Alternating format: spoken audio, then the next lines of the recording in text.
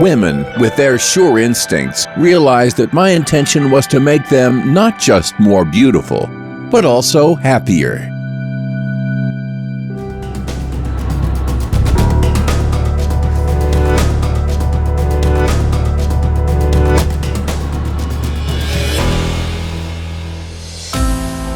Dior is much more than a name, much more than a brand, a dressmaker, a designer, a fashion house, a celebrity, or a person.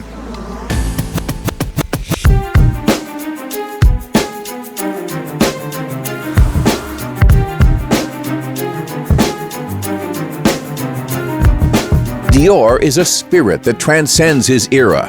His legacy is part of our time and will be here after we are gone. 70 years have passed by since this emblematic French brand was founded, and it is a perfect opportunity to celebrate 7 decades of history, art, culture, fashion, and style.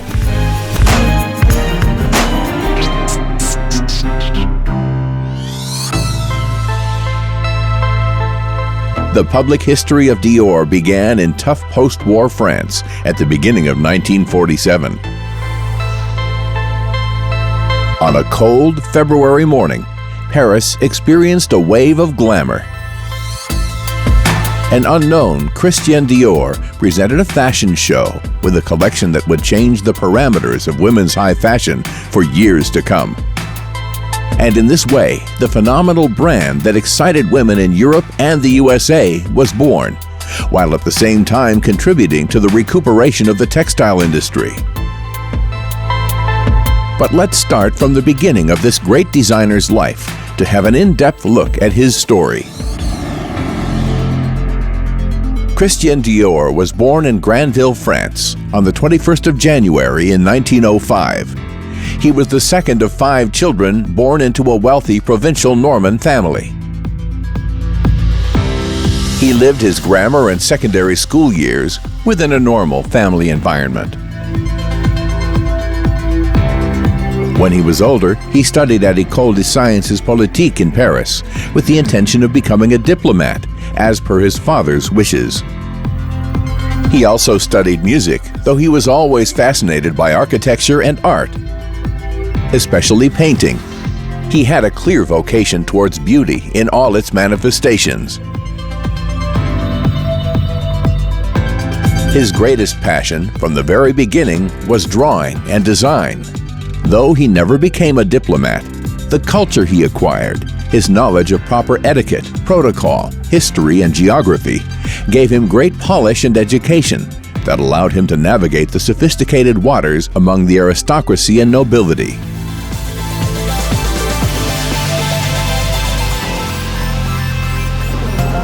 A Parisian at heart, he opened his first gallery in Paris after graduating in 1928. He used money that his father loaned him for a number of years. In 1932, he became a partner owner of another gallery, which exhibited the work of some of the greatest names in art of the time, and which influenced his creativity. Here one could find the works of Pablo Picasso, Georges Braque, Max Jacob, and even Jean Cocteau. However, by the middle of the 1930s, his life hit a cycle of bad luck. Thrown into turmoil, first by the passing of his brother and mother, then his father's business failed, and Christian himself became ill with tuberculosis, it couldn't seem to get worse. Fortunately, he had some very great childhood friends. They were like a surrogate family to him, and were able to collect the funds to have him treated in the Baleares Islands in Spain. His illness made him reevaluate his life. After being cured, Dior worked selling his fashion sketches. This was the time of the Great Depression and the collapse of his father's business. Christian Dior entered the fashion industry through his drawings. Little by little, he entered the world of sequins and embroidery. He was eventually hired to do sketches for the Le Figaro, a newspaper from 1935 until 1942, as well as for various fashion magazines. Making sketches for others encouraged him to develop his own designs and offer them to different fashion houses. He spent time as the sketch artist for Maso Agnes in Place Vaudon for the designer Elsa Schiaparelli. In 1938, Dior started making sketches for Robert Piguet, an important Parisian designer at the time. In 1941, he began working for the Lucien Lelong team, where he met another important French fashion designer, Pierre Balmain. Dior had no experience with patterns, cloth, or scissors, but he worked as a dressmaker during World War II. Professionally, he began with designs, and then he dared to incorporate needles and thimbles to produce his own creations in the fashion houses where he worked. These firms, in an occupied France, had as customers the wives and girlfriends of Nazi officers. This was a situation that caused him immense pain, since his youngest sister, Catherine, was a member of the French resistance and was captured and sent to the Ravensbrück concentration camp. She survived and was liberated at the end of the war. Christian paid homage to her when he debuted in the world of fragrances with Miss Dior. It was a daring perfume of renovation, with airs of freedom, that took Dior a long time to personally prepare, mixing basic notes of citrus and roses. The passion of Monsieur Dior for flowers materialized with his perfume that was launched simultaneously with his first collection of haute couture in 1947.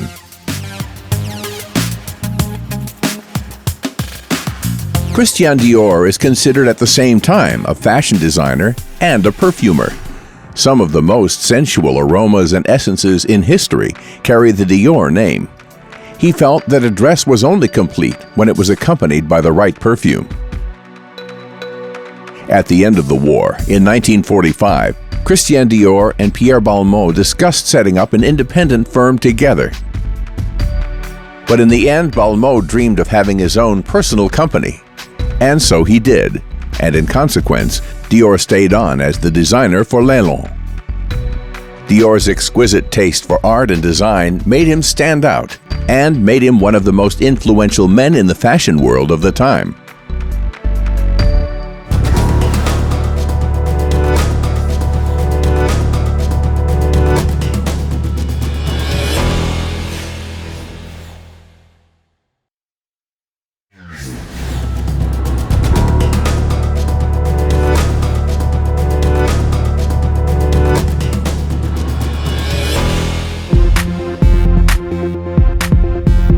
With the help of the Cotton King of France, the textile entrepreneur Marcel Boussac in 1946, Christian Dior began working on his project to start his own Maison de Haute Couture that was opened at 30 Avenue Montaigne, Paris.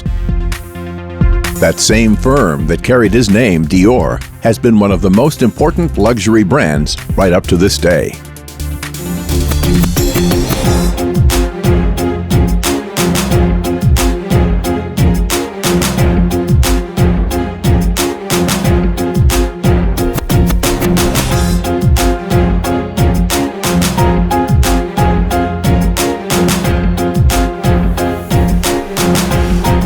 A fortune teller foretold him a number of times, many years earlier, that he was predestined to enter the realm of myth and legend when he launched his first collection in February 1947. Between February and September 1947, the company's profits multiplied 7 times.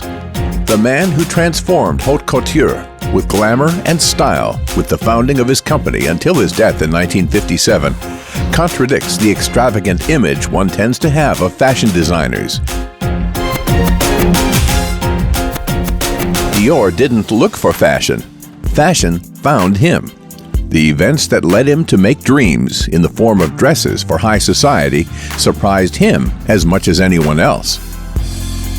He was an unaffected man, close to everyday people, one that treated the 900 employees of his impressive business as if they were his family.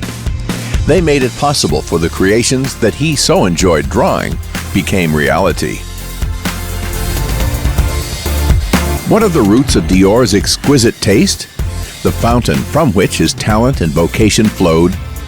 What inspired his creativity and made him achieve such amazing success? Surely his infancy in Normandy, his mother's elegance, as well as his love of flowers, art, and architecture will help us to unravel the mystery of the man behind the legend. Christian Dior's father's fortune came from his family's ownership of a fertilizer and chemicals factory.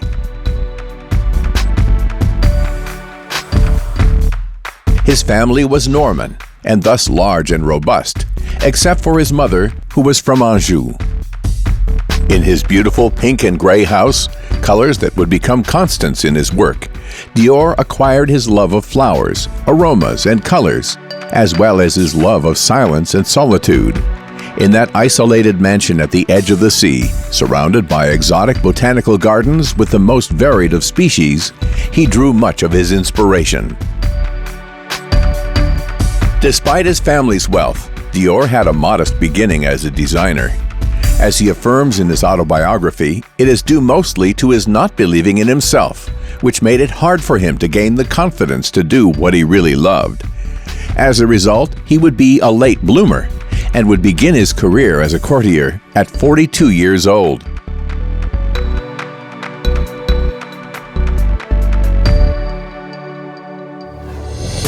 In 1946, France was rebuilding after the war when Dior founded his company.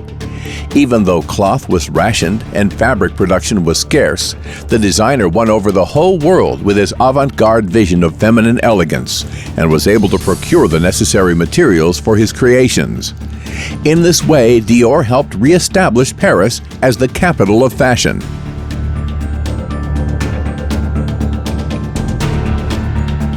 In February 1947, he had his inaugural fashion show, presenting the Corot collection, the very first from the Christian Dior company.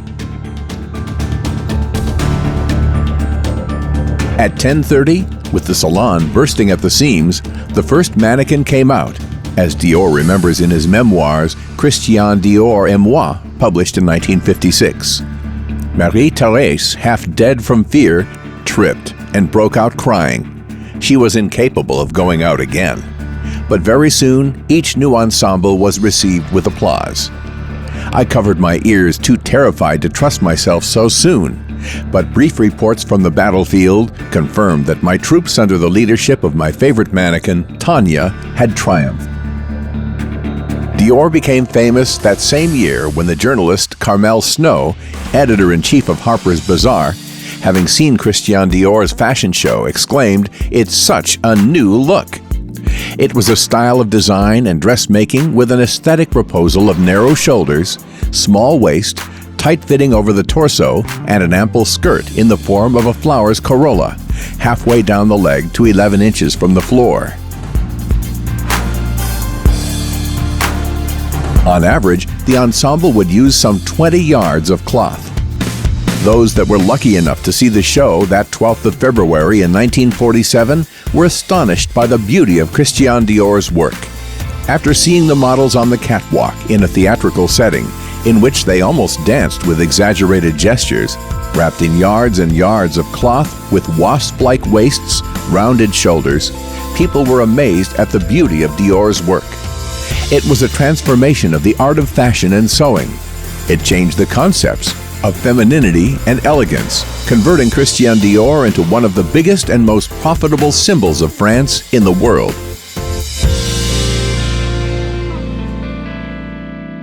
However, the British government believed that this way of dressing would cause frustrations in normal women. The high cost of the materials couldn't keep up with the demand of the people that couldn't buy the originals and wanted to reproduce the designs that they saw in magazines with dressmakers. On the other hand, in the United States, multiple public figures said that the French were anti-patriotic. They thought that Europeans should save and not waste resources on the frivolities of fashion.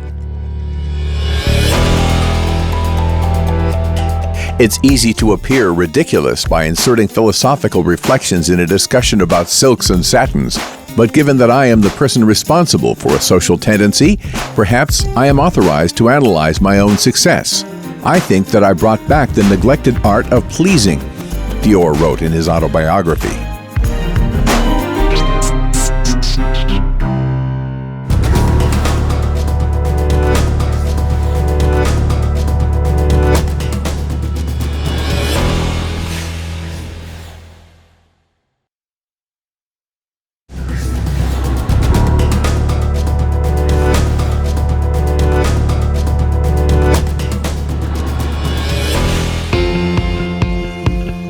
It was vital for the designer to fill the world with a chic atmosphere, elegance, style, and glamour that would make the times more bearable with dreams full of fashion. The dresses that he created were complemented with original hats, stiletto-heeled shoes, long gloves, and chokers. The bar suit was part of the new look, with its cream-colored jacket tight at the bust and a cinched waist with a wide, pleated black wool skirt. Wasp-waisted jackets with padded hips and the houndstooth check, as well as flowers, are still aesthetic characteristics of the brand. These are styles that Dior used for the first time when he worked with Robert Piquet. This representation of classic elegance, this reinvention of femininity and glamour, was the stylized silhouette that dominated the 1950s and transcended magazines by showing up on the silver screen.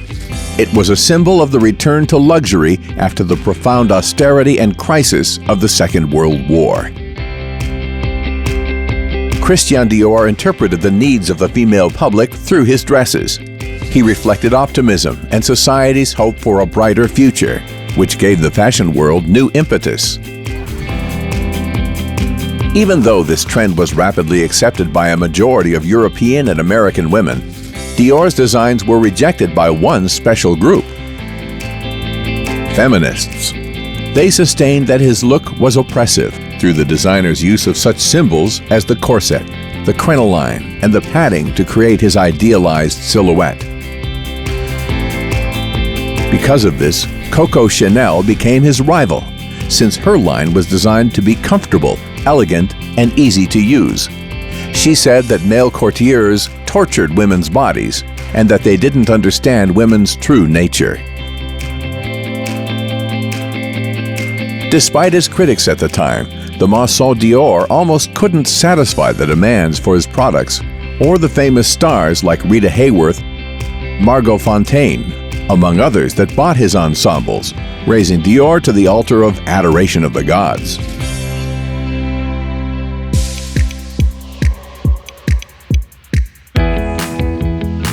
The designer was invited to organize a private showing of his collection for British royalty. Even though King George V prohibited the princesses Elizabeth and Marguerite to wear the new look, feeling as if it was a bad example for society at a time of austerity. The consolidation of the fashion house, with its sculpted lines, influenced designers for decades, and still does to this day.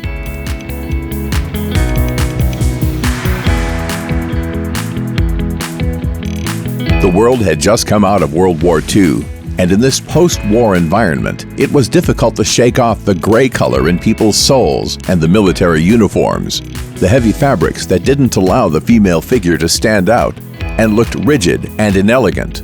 However, Christian Dior was able to transform it all.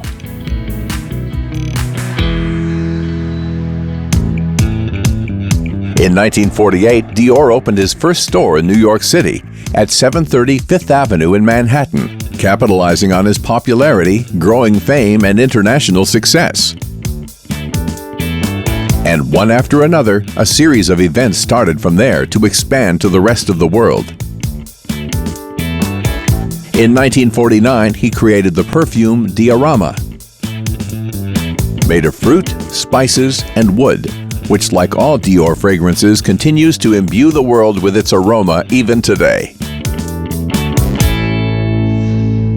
In 1950, Dior leapt onto the silver screen when he was chosen to design the wardrobe for Marlene Dietrich in the Alfred Hitchcock film Stage Fright. The German diva looked more mysterious than ever, dressed in the French designer's suits, and directed by the genius of suspense. The other great European designer of the time, Balenciaga, was a purist and focused on the production of his designs in France. But Dior was a globalizer. In only 3 years, he had achieved globalization, having his work span across 5 continents. He was an extraordinarily skillful businessman. In 1951, Princess Margaret of England wore a Dior design to her 21st birthday party, despite her father's previous resistance. This represented the final acceptance by Great Britain of the French invasion through the Maison de Dior.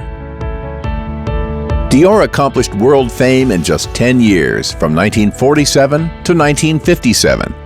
He was a pioneer in the implementation of a brand licensing system for products such as cosmetics and accessories that were made in different parts of the world. This in turn was not well accepted by the French industry. In 1954, he introduced the H line, the flat look with softer and more discreet lines.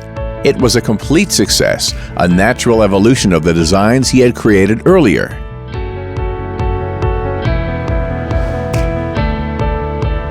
In a pearl gray, perfumed room on the Avenue Montaigne in Paris, Christian Dior lowered the women's waist to the hips, flattened the bust, and returned fashion to the jazz age of the 1920s. It was the most important change in 7 years. Roger Vivier was in charge of designing Dior's line of shoes, creating shoes with the Massot's signature houndstooth check.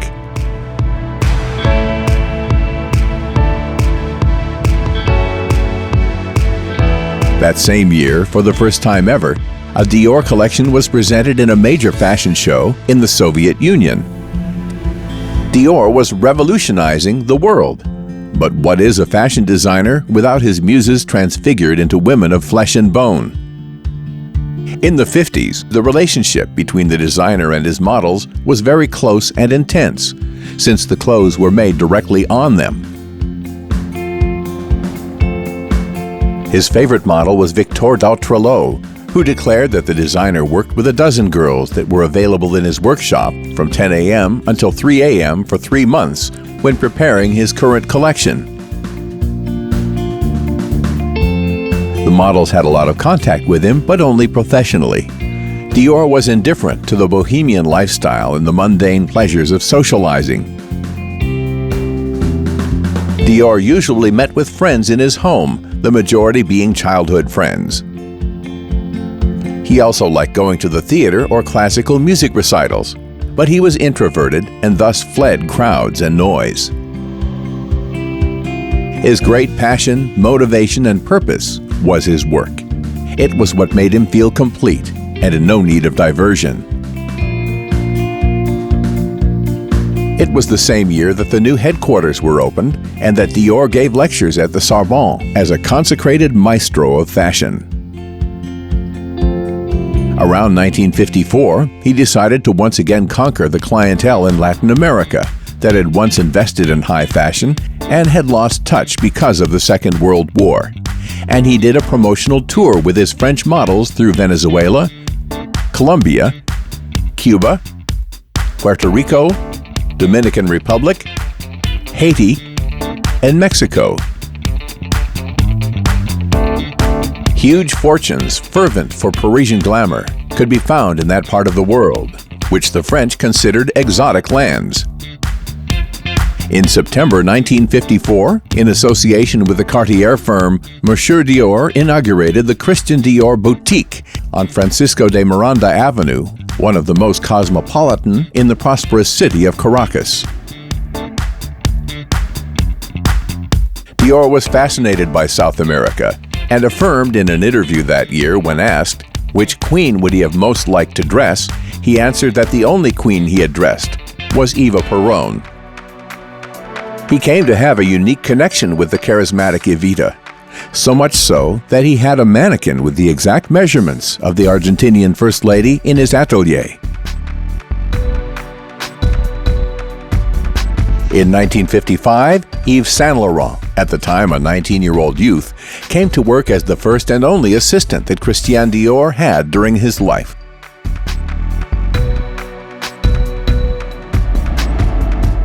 Yves Saint Laurent was one of the designer's great discoveries and was his protege.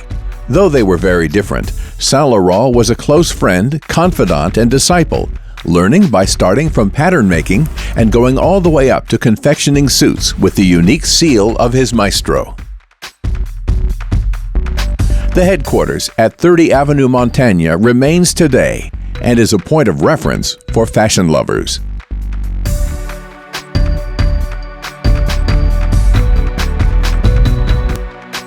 In 1957, Dior was the first fashion designer to appear on the cover of Time magazine just before dying of his third heart attack at the Montecatini Spa in Tuscany, Italy. His funeral was attended by all his faithful followers, who mourned him as someone very esteemed and close.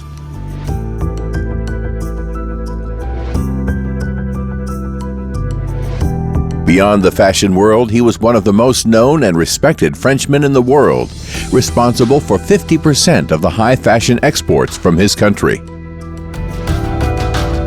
He died young, but even so, he had created an empire of clothing, perfumes, and cosmetics.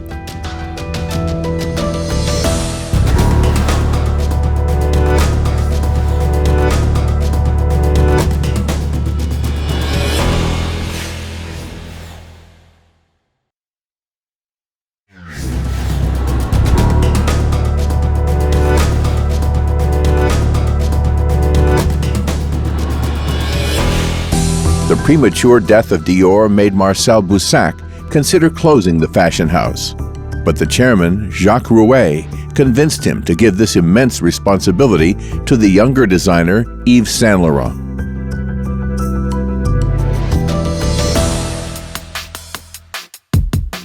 In the spring of 1958, Yves Saint Laurent's first collection, called Trapeze, was a resounding success. In 1959, Farah Diba married the Shah of Iran dressed in a gown from Dior, becoming the empress of what was once ancient Persia.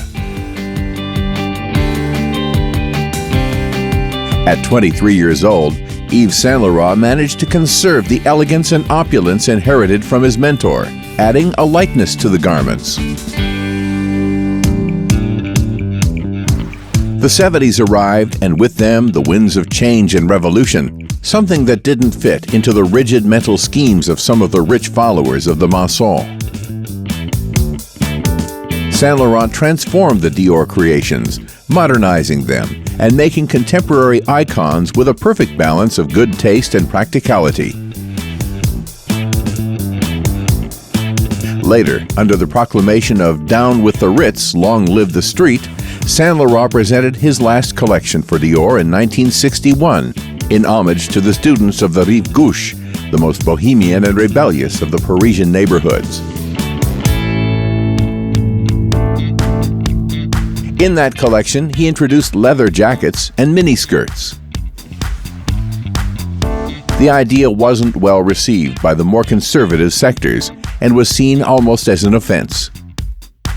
Taking advantage of his being called up for military service, the Algerian-born designer was replaced by Marc Bohan, a much more traditional figure.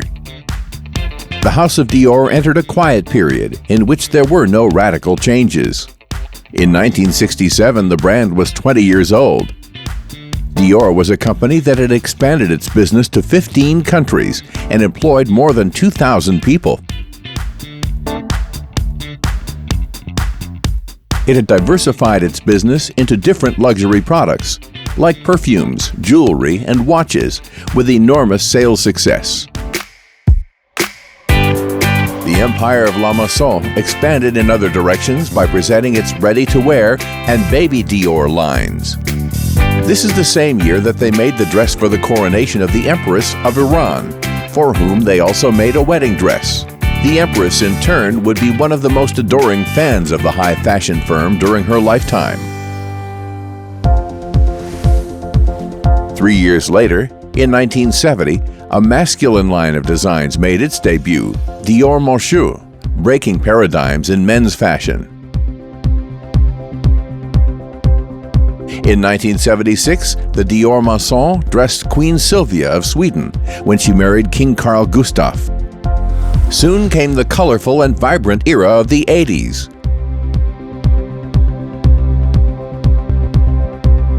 In 1982, Princess Grace of Monaco wore Dior for Diana Spencer's and Prince Charles' wedding. In 1985, Bernard Arnault, a French businessman, and Louis Vuitton owner Moet Hennessy became the chairman and managing director of Dior. The front office move was an historical transaction in the world of finance. That same year, the beautiful actor and diva of the moment in French cinema, Isabelle Adjani, became the image of the vanguard fragrance, Poison. The hypnotic, dreamlike, and addictive aroma distinguished the fragrance from the rest.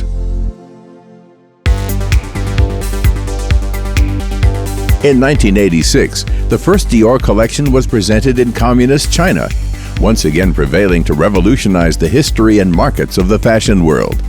It is the same year that Carlotta Casiraghi, the daughter of Princess Carolina of Monaco, faithful follower of the ensembles from the French firm, is baptized wearing Dior.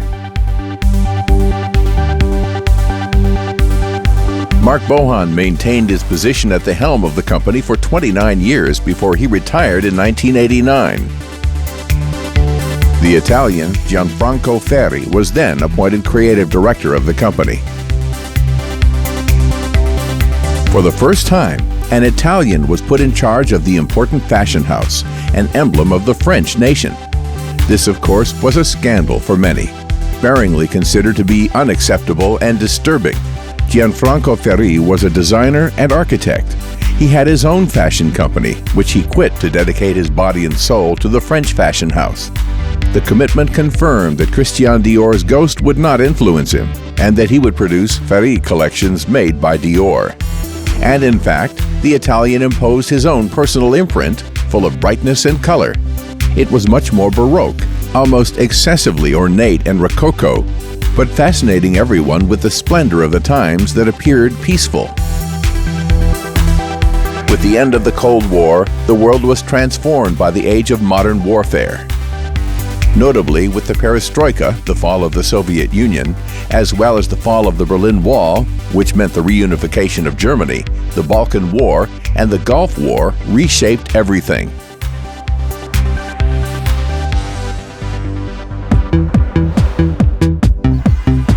In the 90s, Dior opened stores in Tokyo, New York, and Los Angeles in response to the demand in multiple international markets.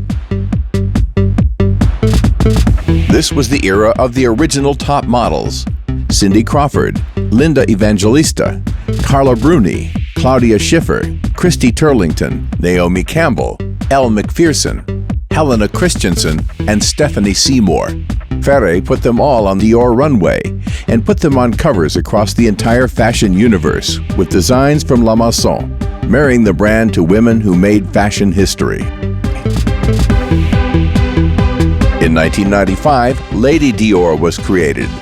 It was one of the brand's most emblematic bags, made in honor of Princess Diana of Wales, a grand admirer of fashion. She would use many Dior designs while on the front pages around the whole world, wearing its creations at charity events and political, aristocratic, and royal galas. Ferré left the brand with the intention of returning to his own company, and on the 20th of January 1997, at the Grand Hôtel de Paris, the Englishman John Galliano took creative control during the company's 50th anniversary. The president, Bernard Arnault, said that Galliano possessed a creative talent similar to that of Christian Dior, and that the founder of the company would have loved Galliano's work. He would add that they shared the same extraordinary mixture of romanticism and modernity.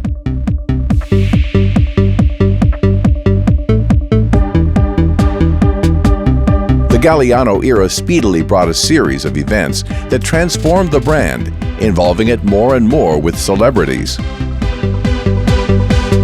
For example, the English designer was the creator of some of Dior's most famous gowns, including the lime green, Oriental-inspired dress that Nicole Kidman wore at the 1997 Academy Awards show in Hollywood.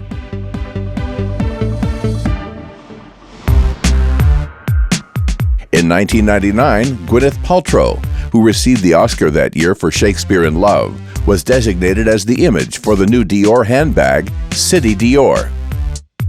In that same year, J'adore, a perfume with a sweet aroma of flowers and fruit, was launched.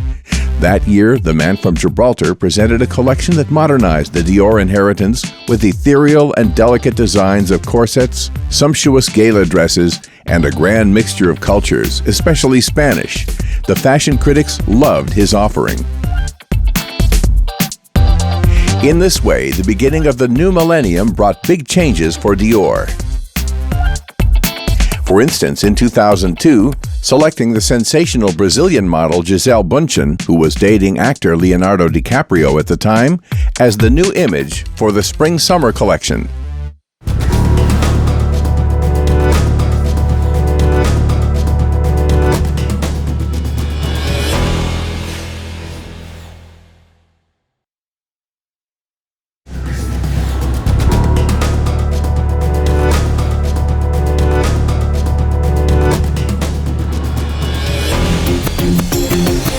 The designs from the Maison de Dior invaded the red carpet at the awards shows.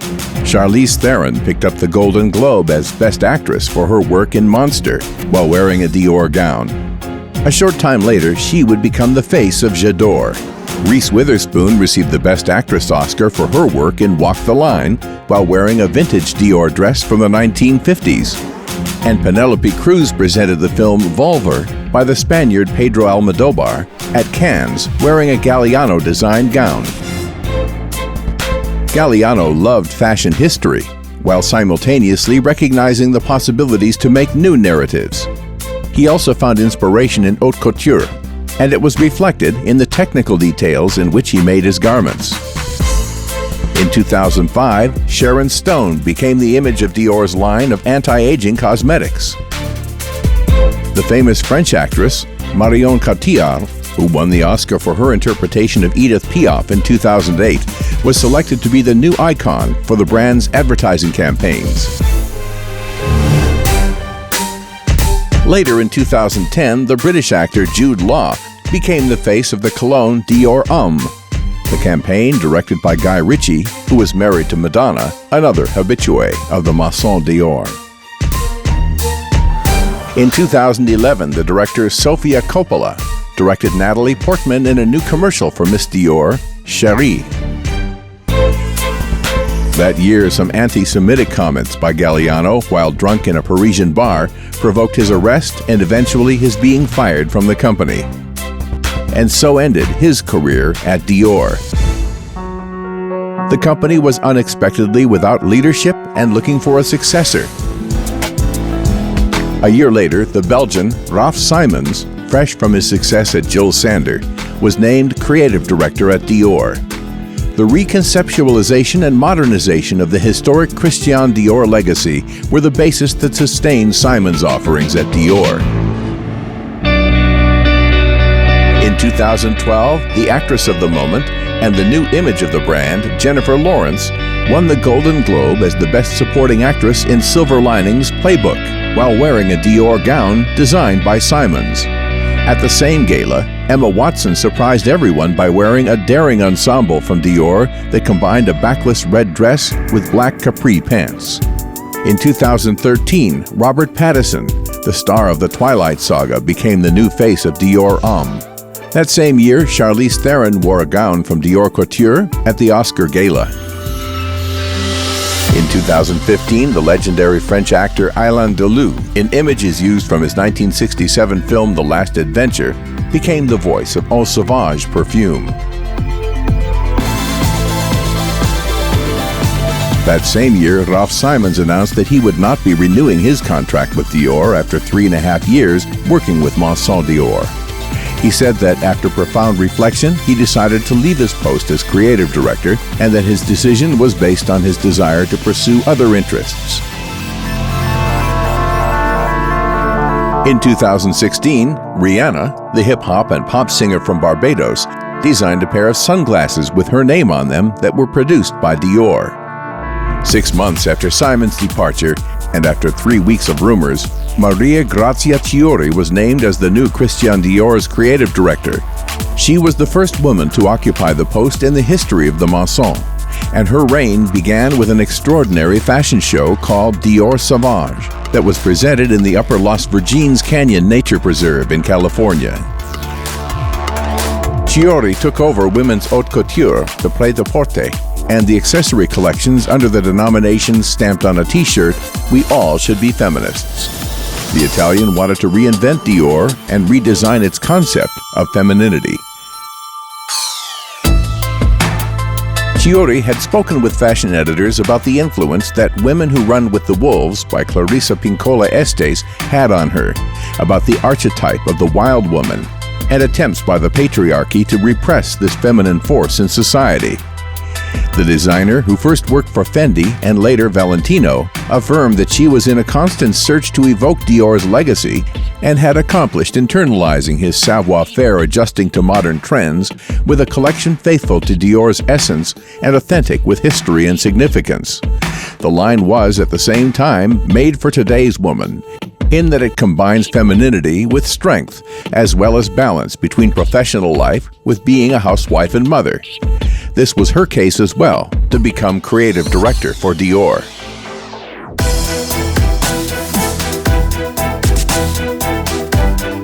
There have been countless achievements by the legendary French Maison in its 70 years. The Maison Dior entered the male fashion world with the Dior Homme name, a revolution comparable to the one the new look brought to Christian Dior at the end of the 1940s. The male collections from Dior had Dior Monsieur labels, and with the arrival of A.D. Slimane at Dior in 2000 came the new man.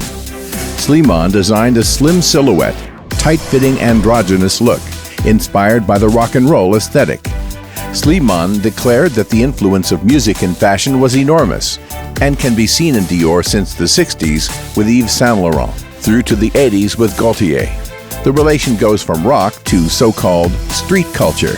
The Frenchman left the firm a bit later to concentrate on his photography career.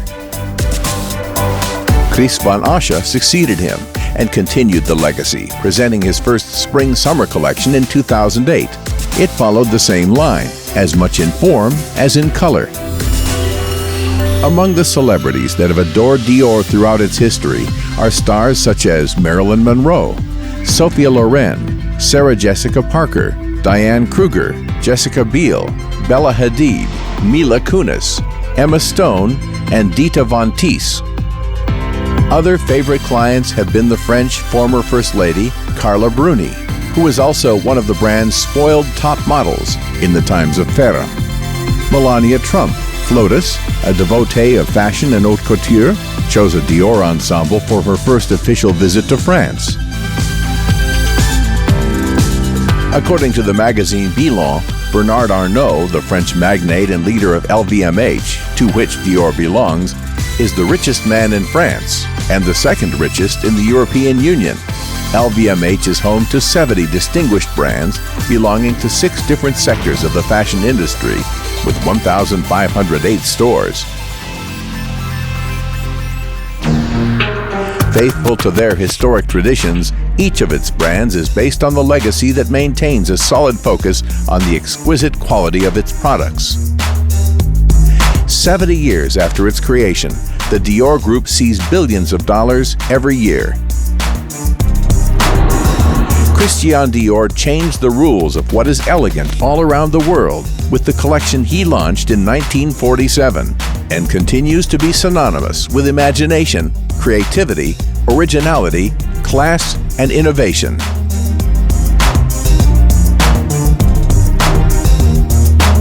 I will only say that elegance should be a combination of distinction, naturality, care, and simplicity.